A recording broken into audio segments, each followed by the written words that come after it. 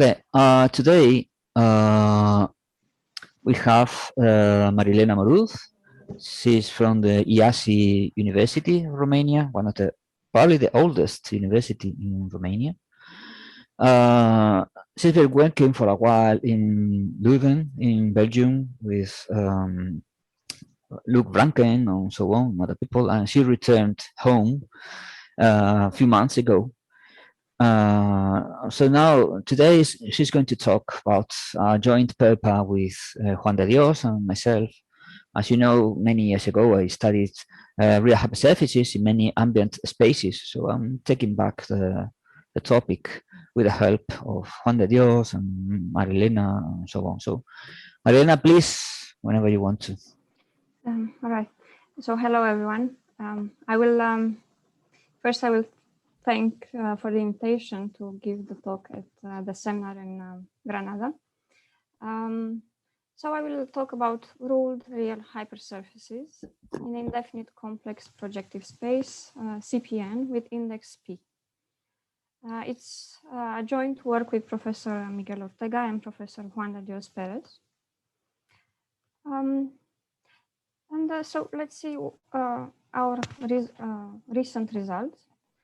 It's mainly the first theorem 1. We study minimal ruled real hypersurfaces, M, in CPN, P. And we say that in principle, we can construct such minimal ruled real hypersurfaces, starting with a generating curve, alpha. And alpha will satisfy one of these three cases. Alpha is a space-like or a time-like geodesic. That is, it has length plus or minus 1. Then alpha can be a totally real circle which will stay on a certain surface in CPNP. Or alpha is a totally real circle and it's not actually a Frenet curve. And this time we will stay on a 3-dimensional submanifold in CPNP. So the idea is to have a look in the proof of the theorem, but until there, I will go through a few other steps, and I will start with looking at the background, because the work in this area is relatively recent. Maybe I could say it started in 2015, but it stems from the work on on real hypersurfaces in CPN, so in the positive definite case. And I chose here only a few names out of the many authors who contributed to the important results in CPN. For instance, Takagi gave the classification of homogeneous real hypersurfaces, and he gave a list of 6 examples. Then I mentioned Cecil and Ryan for their work in what is called focal theory. Then Kimura, who contributed, for instance, on the characterization on of the hypersurfaces in Takagi's list, but not only. And what's relevant in this context and important that Kimura introduced the ruled real hypersurfaces. So another class is represented by the Hopf hypersurfaces studied before. And for the ruled real hypersurfaces, it is the work of Lochner and Rex-Ziegler, which is fundamental. And I could mention that it's also was very important for our work, for the results which we obtained. So moving from the positive case to the indefinite case in CPNP, it is Professor Ancio with Professor Panagiotidou, who started to look into non-degenerate real hypersurfaces for the indefinite case. And then a bit later, it is Professor Kimura and Professor Ortega who continued the work started by Ancio and Panagiotidu. So I chose to briefly go and mention some results of Ancio and Panagiotidu. For instance, they show that there are no umbilical hypersurfaces, no real hypersurfaces which have a parallel shape operator. And then for the Hopf hypersurfaces, meaning that this relation for the shape operator is satisfied, and psi, the structure vector field, lambda, the corresponding principal curvature. So for Hopf hypersurfaces, we know that lambda, the curvature, is constant. And they prove that if the absolute value of lambda is strictly bigger than 2, then the hypersurface is locally a 2 over some complex submanifold in CP and P. I think I made a mistake. So P, or yes, I think P. Then after, so at the end of their paper, there were 2 open questions, and namely the case which they did not address: what happens when absolute value of lambda is smaller or equal to 2 if there exist real hypersurfaces satisfying this condition? And also they were wondering whether the shape operator can commute with phi, and phi being the tensor in the metric contact metric structure on the hypersurface. So that's what was happening around 2015 or before. And Professor Kimura and Professor Ortega, they studied the subject, and they obtained some examples of Hopf real hypersurfaces in CPNP. 6 I mentioned here, so they are called A plus, A minus, B0, B plus, B minus, and C. So in this sense, there are 6. They're similar to the ones in Takagi's list for the given the characterization that they obtained. And they also, so besides, they gave an example of a light-like Hopf real hypersurface. And so this gave a positive answer to the question if there existed hypersurfaces for which lambda in absolute value is smaller than 2. Besides, we know that there are no, what is called an eta-umbilical non-degenerate real hypersurfaces, defined by this condition for the shape operator, involving the elements in the contact metric structure, but we will see about it. So if we look at what is called the eta-umbilical non-degenerate real hypersurface, they fall among the cases A plus, A minus, or C. And then the second question posed by the first authors was answered again by Professors Kimura and Ortega. And they also gave a classification at the same time. So for the hypersurfaces whose Weingarten endomorphism is diagonalizable and satisfies that the structure vector field is Killing. So that's equivalent to the commutativity of the shape operator with phi. And so again, they exist. And so what I do is simply go on in time, and I thought that our result will come in continuation to in this context. Our theorem for the study of minimal ruled real hypersurfaces. Okay, I will mention maybe briefly or quickly some preliminary ideas for the structure of the complex projective space with a metric of index P. It is constructed in the usual way from the Euclidean complex space of dimension n+1 with an indefinite metric of index p. We take the metric G as a real part of the Hermitian product, on which we have p minuses and the rest until n+1 pluses in the metric. We define the one-dimensional sphere as usual.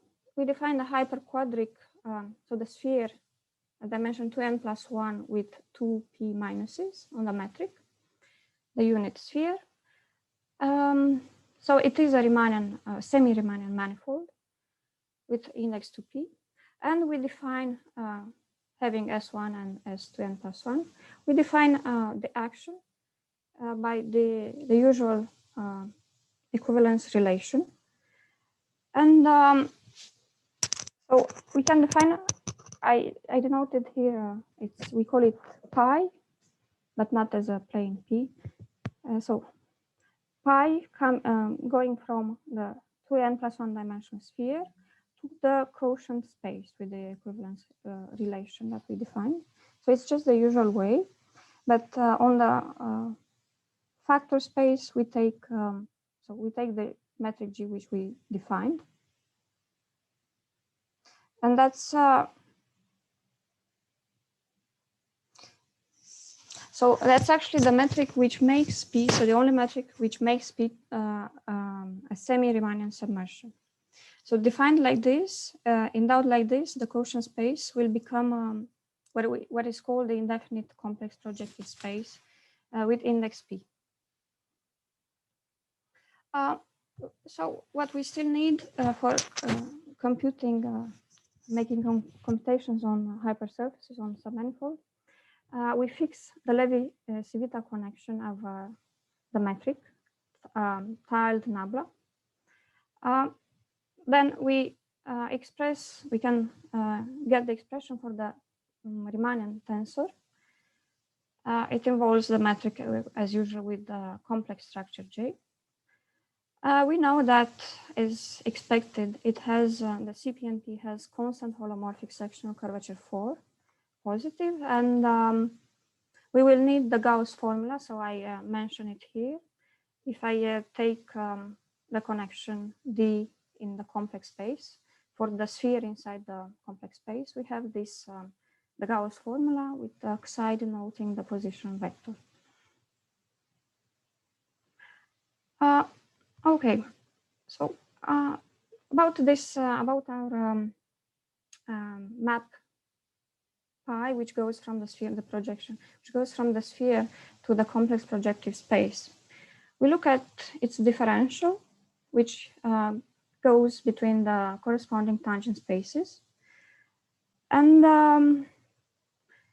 in fact, we work with the restriction from the kernel of the differential inside the tangent space of the sphere.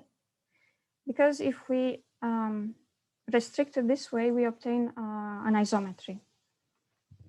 And so the kernel of the d pi is spanned by the vectors j applied to a position vector on the sphere.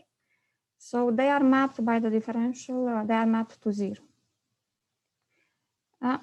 So we take the orthogonal of this space, and our differential becomes an isometry. So I thought maybe it would be a good idea to have a big picture of the spaces involved and what's still to appear.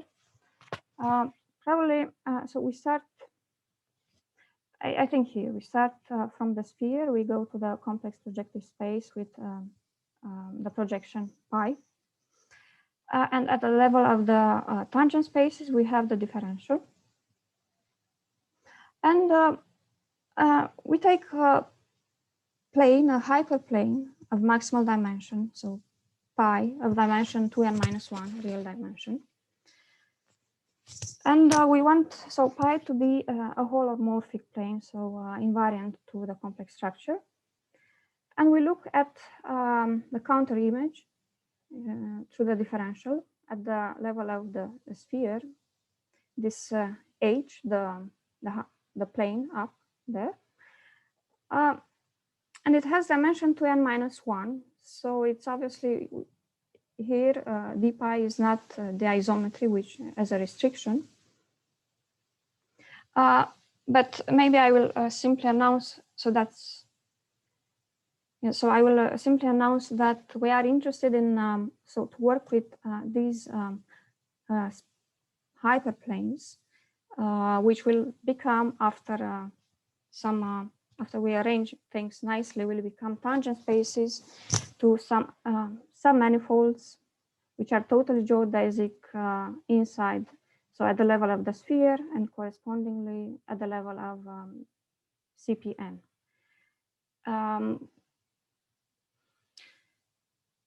And I wanted to, so I wanted to say that H will be spanned by J of Q, the kernel of the dp, and there's an orthogonal space which we take inside H, and to this space still, if we add the vector q, the position vector, we get a 2n dimensional plane. And the idea is that later in the proof we will intersect this plane with the big sphere, with the sphere 2n plus 1 dimensional. And the intersection will give us this smaller sphere, which has the property that is totally geodesic inside the big sphere. And when we project, we get totally geodesic CPN minus 1 inside CPN. And the index will depend on the causal character of the planes, hyperplanes that we deal with. So that's only to announce a few things. But next, I would like to mention, so as a property of the complex projective space of index P, we have some axioms of planes which are satisfied. And as I mentioned already, provided the existence of some, that's what will be about, will provide the existence of some families of totally geodesic submanifolds. Okay, so let's look at the first lemma. We have a point inside the complex projective space with index P, and we take holomorphic non-degenerate hyperplane pi inside the at the level of the tangent space of CPN. And we have the following. So there will exist a totally geodesic submanifold L, let's say, in the complex projective space, such that the point at which we start X will belong to the submanifold, and the tangent space at the submanifold will be the hyperplane with which we start. And L will be isometric with CPN minus 1 with index T, and this index T stays P, like the index of the metric, if the orthogonal to the hyperplane is spacelike, or we will lose one minus sign, and then the index is P minus 1 if the minus sign goes to the orthogonal of the hyperplane. And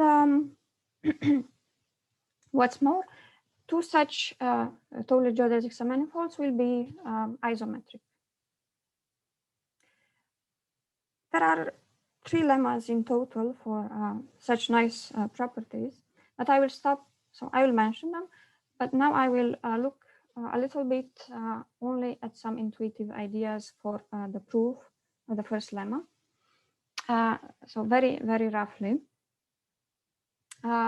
if we are on the sphere 2n plus 1 dimensional, so it's known, and we show that in the indefinite case stays true. From one point to another sphere, we can move with an isometry, and the sphere will stay not fixed, will stay the same.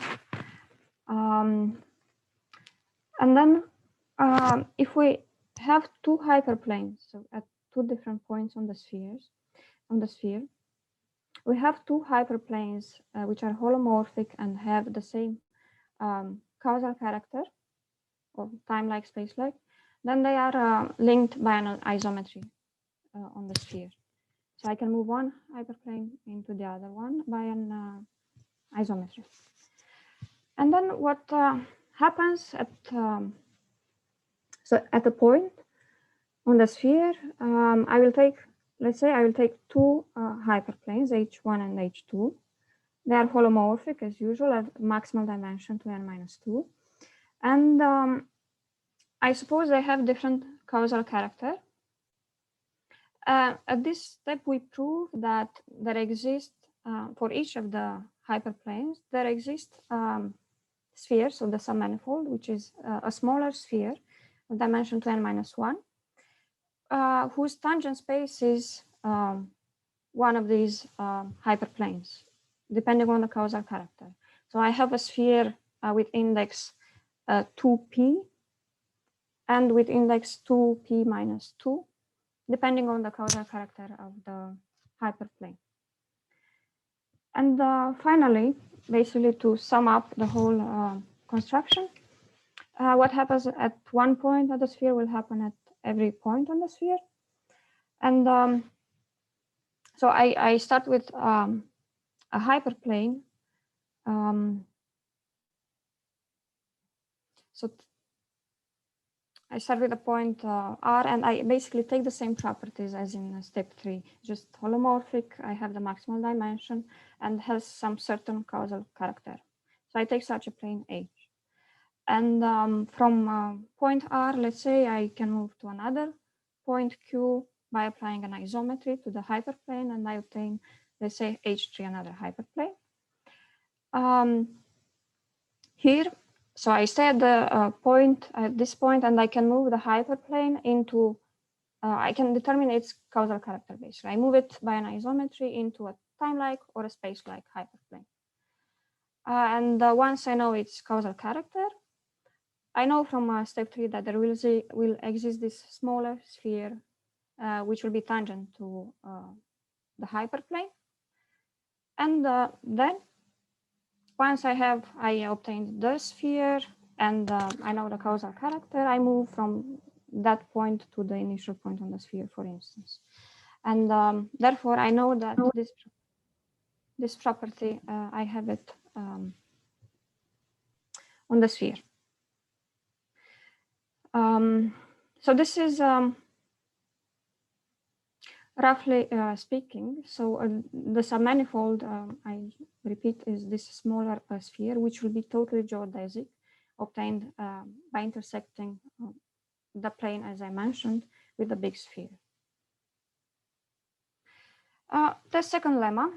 The second lemma, in some sense, I think of it as somehow the complementary case of the first lemma. So I will, we have a point in CPN. We have a two-plane this time, so a complex two-plane P. And there exists, again, a non-degenerate, totally real, totally geodesic surface. This time it's a surface, which passes through the point and has as a tangent hyperplane, tangent plane at the point precisely pi. And such two surfaces with these properties will be linked by an isometry, provided that they have the same causal character, and there are three possibilities. So this is a list with some model surfaces, and the first possibility, how we construct, so the surface will be RP2, the real projective space, and we constructed starting from the round sphere,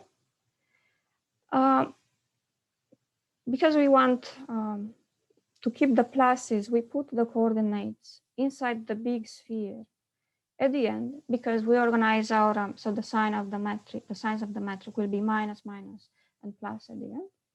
And we take, so after we define hat phi1, this map, we take the quotient space, and we obtain at the level of CPN we obtain RP2. The second case,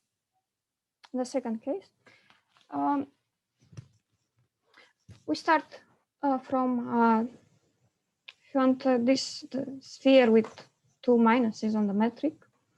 We define phi2 hat. We keep the first two coordinates with the minus signs, and we take the quotient of this surface such that at the end we obtain something anti-isometric to the standard real hyperbolic plane. So if we change the signs, we obtain something isometric to the hyperbolic plane. And the third example, what we do is we construct this one starting using the theta2 plane. It's again, we obtain a quotient space inside CPNP. We have a third lemma. And this time, in a similar context, we have a totally real holomorphic tree plane, and we get the existence of a three-sum manifold B in CPNP with the same properties. And again, for two three-sum manifolds which are have these properties, they will be, if they have the same causal character, they must belong to one of these two cases. So the first case, we constructed using the theta space. And we obtain our submanifold of index 1. And in the second case, we constructed by considering this hyperquadric, take a factor space, which at the end will be anti-isometric to the de Sitter tree space. And so in this case, the index is 2 on the submanifold. I think it's probably known by many of you, but I will briefly recall some the elements and the fact that there exists an enormous contact metric structure on the hypersurface. And so let's see, we have a local unit normal vector n on the hypersurface, and it has so unit length means can be plus or minus 1. Xi is a structure vector field, meaning that we map the normal vector by J, and we take the minus sign. It has length epsilon as well. And the first remark, or how everything starts, if we look at J of x, the complex structure applied to a tangent vector x, it will split into something tangent and something normal. We use our tensor phi and the one form eta, which will basically give the component in the direction of the structure vector field. And we see that the length of the normal appears in the indefinite case. And G, together with the structure vector field and with Xi and eta, will form the almost contact metric structure on the hypersurface. This structure has nice properties. So many things will vanish if we look at them. Eta of phi of x, phi of the structure vector field, eta of the structure vector field is just plus or minus 1. We know what phi to the power 2 is, and how phi behaves with respect to the metric. So the compatibility, in some sense, relation, the first one, and then like that it anti-commutes with the metric, and we know how to derive phi.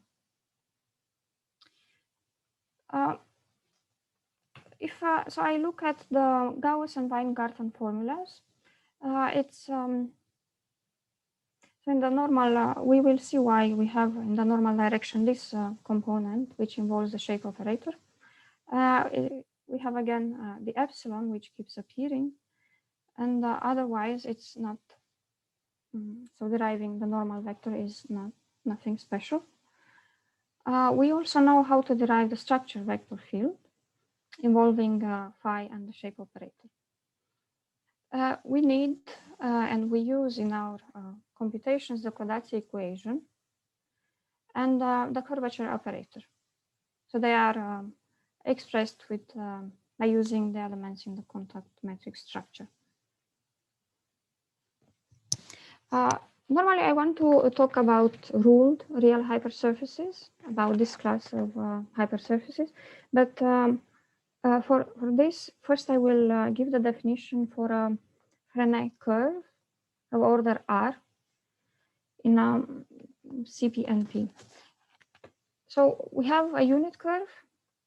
The first derivative we denoted by a vector E1. The first case, if alpha is a geodesic, then its order will be 1. E1 will be its Frenet vector, and its Frenet curvature will be 0. But otherwise, we can construct a whole system of Frenet equations where E1, E2 until ER, the order, will be orthonormal vectors, Frenet vectors, and their derivatives will involve the Frenet curvatures and always the length of the corresponding Frenet vector. Well, so all the Frenet curvatures will be positive, but for the last one, if so the order is exactly the dimension n, then Kn can vary, positive or negative. So about ruled real hypersurfaces, I would like to define what we understand by a ruled real hypersurface. But for this, we need the notion of holomorphic distribution.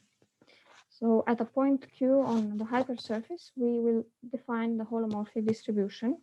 And we take, for this, we take the intersection of the tangent space with the tangent space mapped by J, the complex structure.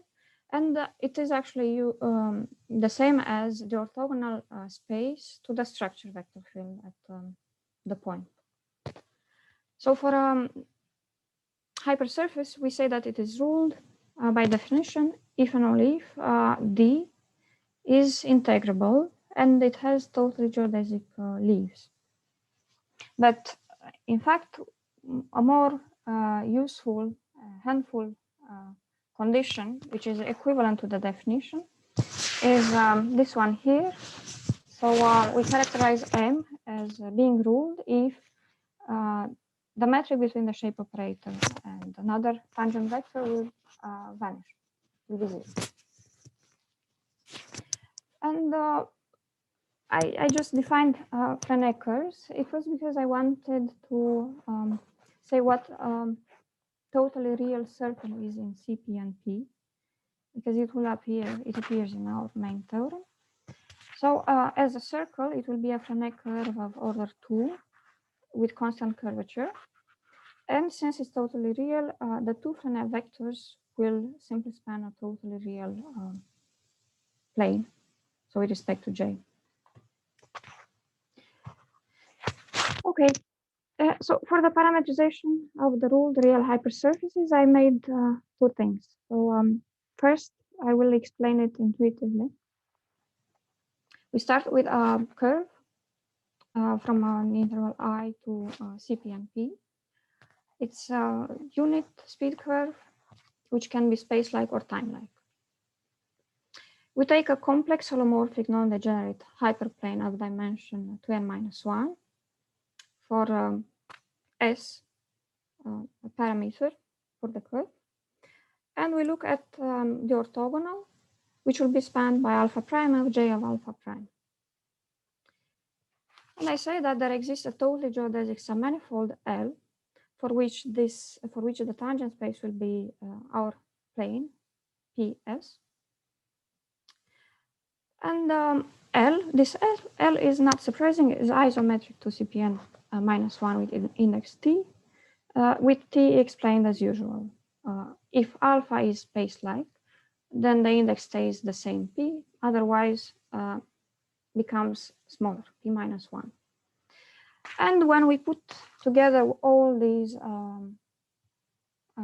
totally geodesic submanifolds leaves, along the curve, this will give us our ruled real hypersurface. But there is a formal way to present it. So ruled real hypersurfaces can be parameterized in a unique way, and there always exists parametrization.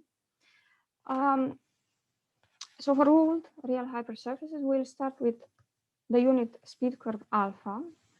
And I will simply underline the fact that alpha, we ask for alpha to be space-like or time-like, but not light-like. So that's the only thing for alpha. And otherwise, we say that if f is its parametrization, so we take the product of an interval with this totally geodesic submanifold, then a point on alpha can be obtained for some certain value of x through the image of f. Then at every point along the curve, we can find totally geodesic and holomorphic submanifold L of n minus 1 dimension n minus 1 index t. And the last condition, which is important for the parametrization, is that when we move the totally geodesic submanifold along the curve, we don't make rotations for the submanifold. And so that's a formal way to present the ruled hypersurfaces. And I want to move on with the proof for our surface, for our theorem. And then I simply recall the theorem. We should prove 3 cases for the generating curve of the hypersurface. So let's see. We start by looking at the shape operator applied to Xi. In the minimal case, we have that A of Xi is simply U, where U is belongs to the holomorphic distribution D. A of some tangent vector will be something in the direction of Xi, and the phi of A of X is 0. The important step is that if we look at the derivative with a Levitch beta of Xi in the direction of Xi, we have phi of U. And this is where we split into cases. So we consider if U is light-like or time-like or space-like. So let's see. What we do next is take the second derivative in the direction of Xi. We obtain this quantity, but in fact, nabla U in the direction of Xi will vanish. And therefore, the second derivative of Xi is something in the direction of Xi, but depends on the length of U, so on its causal character. We do the following thing. On the hypersurface, we take alpha, a curve, which is the integral curve of Xi. So our generating curve is set like this. And the previous relation becomes, well, relation 6, simply changing the notations. Okay. And we notice that we have a first case. If alpha is a geodesic, so that this derivative will vanish, that's simply the answer for case A of the theorem. But otherwise, so why it would be a geodesic? So if length of U is 0, then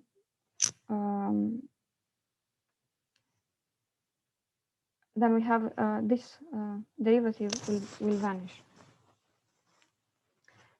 So so we consider, so the case when U is not light-like, we can do a few things. If its length is not 0, we construct the vector F2 by normalizing phi of U, and US is simply U along the curve alpha.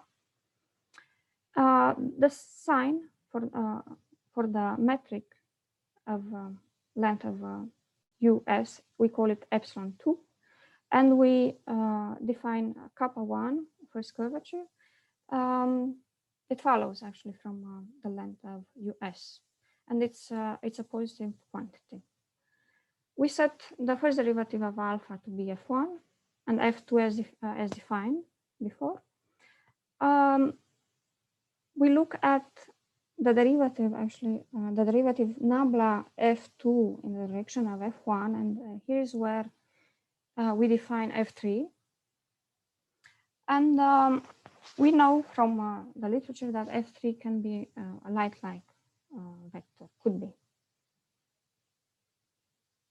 But at this point, we check that f1, f2, f3 are orthogonal.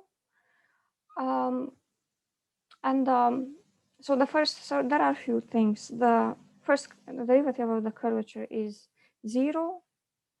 F3 is 0, and then alpha is a curve of order 2 with kappa constant, and then it follows that it is a circle.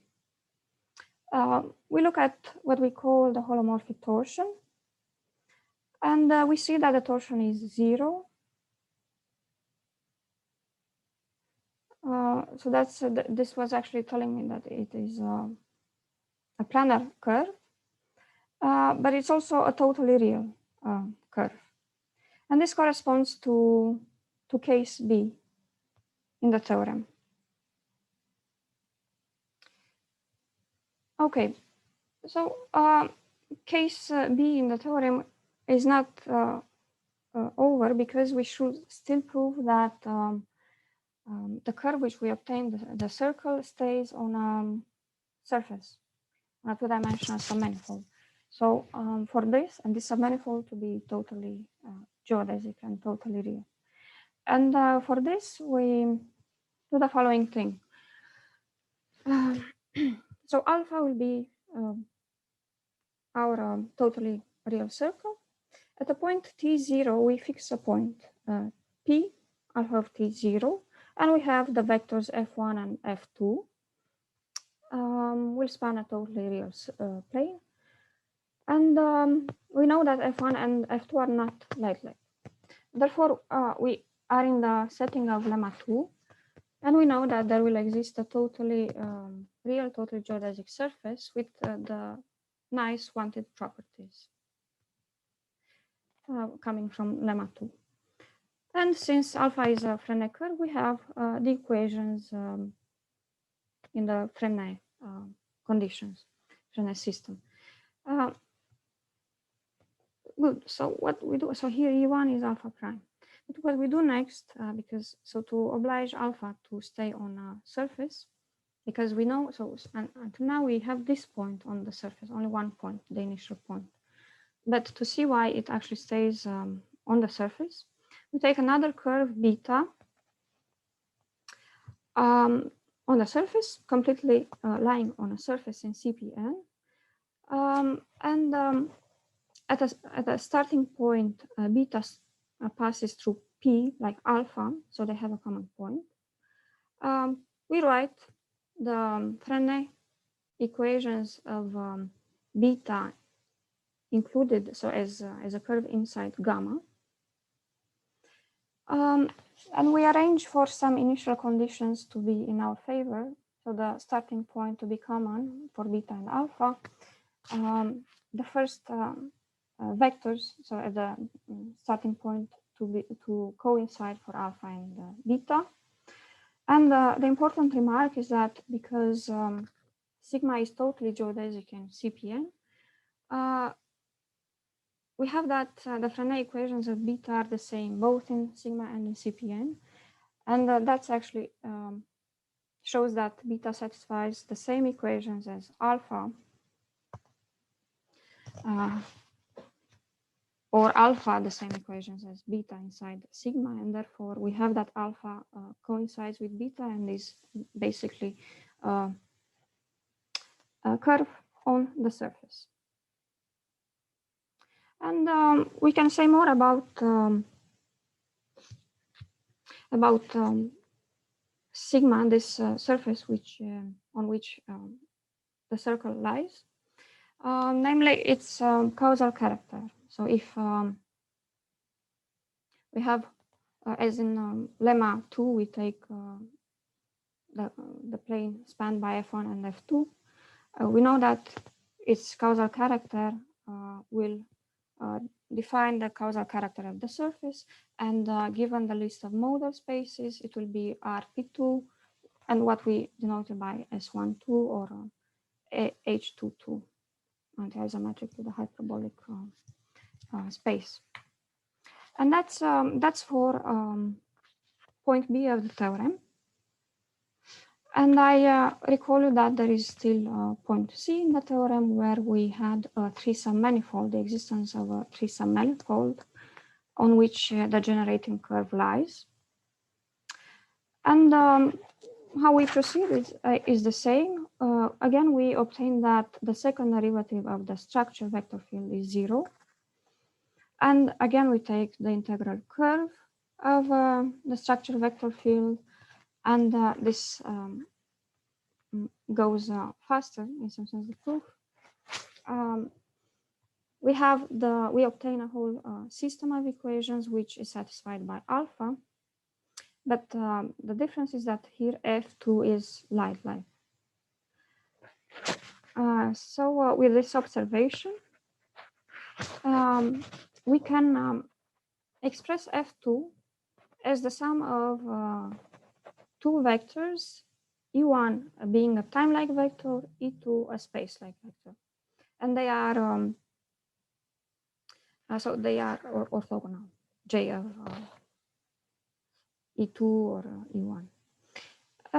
So we look at this space, which I called Q, at the initial point, F1 of 0, and E1, E2 at the initial point. And at this point, we use lemma 3. We get the existence of this three-dimensional submanifold, which contains the point and is and has Q as tangent space. And we use as an argument the uniqueness for the solution for initial value problem, which determines alpha. And so, as before, we know that alpha is contained in B. And it will be one of the modal submanifolds presented for lemma 3. I will finish the talk after I will briefly go through the examples which we brought for the theorem, which we see. One first example, just to explain how we construct it. We take a domain omega inside the sphere, 2n minus 1 dimensional, and the last component will be different than 0. On r times omega, we define hat phi, which goes on the bigger sphere, 2n plus 1 dimensional. What we do is we take here cosinus and sinus on the last component with Zn. And the idea is, if I look at the domain r times omega, and I call it m hat, I look at the image through the map which we constructed, I will project it to CPN, and this will give me the real hypersurface. The fact that it's ruled, let's look a little into this. We take an isometry, which we constructed nicely according to the, well, looking at the curve with which we start. So AT, which I propose here, is an isometry on the sphere, and will induce an isometry in CPN. And the idea is, as I go along R, and I look at the image with my map hat psi, is the same as fixing one initial point and looking at the image through the map, but moving along with via the isometry. So along the real line. Yes. And so the image through the isometry is a totally geodesic submanifold, and so this will create me the leaves of the submanifold. I look at the projection at the level of CPN via pi, the submersion, and I put together all these leaves, and this will construct a ruled real hypersurface. So that's very roughly speaking, because the computations I didn't include anything from the verifications which we made. But we can actually construct more examples if we somehow play around with the curve from which we start. We take, for instance, cosinus hyperbolic and sinus hyperbolic. We change positions. So this will provide 3 more examples besides the one which I briefly presented. And so that's, I will resume to this for the presentation. I would like to thank you for the invitation. And actually more than this, I would like to thank to Professors Miguel Ortega and Professor Juan de Dios, but because I could learn many new things for me by working together on this subject. But in principle, I am very much indebted to many people with whom I worked along the time. Because it's the seminar at the University in Granada, I should mention also Professor Rafael Lopez, with whom I worked, and I learned a lot from him, but especially from Professor Marian Montano, and I'm happy he could attend the meeting, because this is how I started to work in geometry back in time when I was, just like now, I was at university in Iasi in Romania. So I think it's a nice occasion to thank to all of you. So, thank you. Well, thank you, Marilena, for your very detailed talk. Yes. Then I would like to know if somebody wants to make a question or any comments about the talk.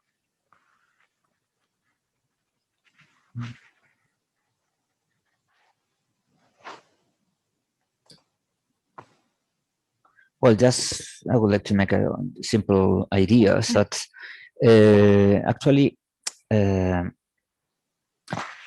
necessity to study the axiom of planes arrived when we saw that, well, we have our curve, then at each point we need to know for sure that we are going to have this totally geodesic submanifold, and that's why we needed to study the axiom of planes. And the first problem is just to study which minimal roll real hypersurfaces are there outside, and that's why we decided to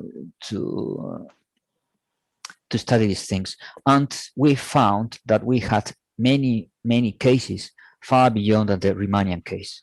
So that's why it is important to make all the examples to check everything.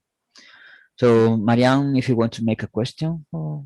Yes, I have something which is at least unclear for me. The third case, I really did not understand why you wrote they are not Frenet curves.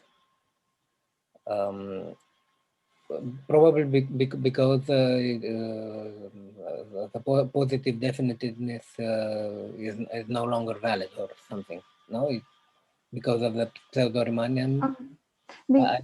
I don't. I cannot follow it precisely. So to me, it's because of the equations in the Frenet, in the definition for a Frenet curve, because F2. So the last vector in the third case, we obtained that it's light-like. Light-like, yes. And changes everything. The problem comes from that condition. Yes. Okay. Thank you. So in the definition of Frenet curves, Marilena, could you please come back to the definition of Frenet curves? Yeah, yes. This page I missed. Sorry. was a little bit if you come back, you will see that we are in the finite curves. We are excluding the cases when here the vectors could be like. Okay. So we are accepting in this definition when the vectors could be either space-like or time-like or whatever. So when we are taking the derivatives later, when we arrive to the third case, is when the vector u restricted to the curve, that it arrives to be light-like. So that's why we have to study this exceptional case. Okay, thank you. I should have explained better. Okay. Well, any other question or comments that we'd like to do? Well, if not, then thank you again, Marilena, for your nice talk. Thank you. Well, I'm gonna start.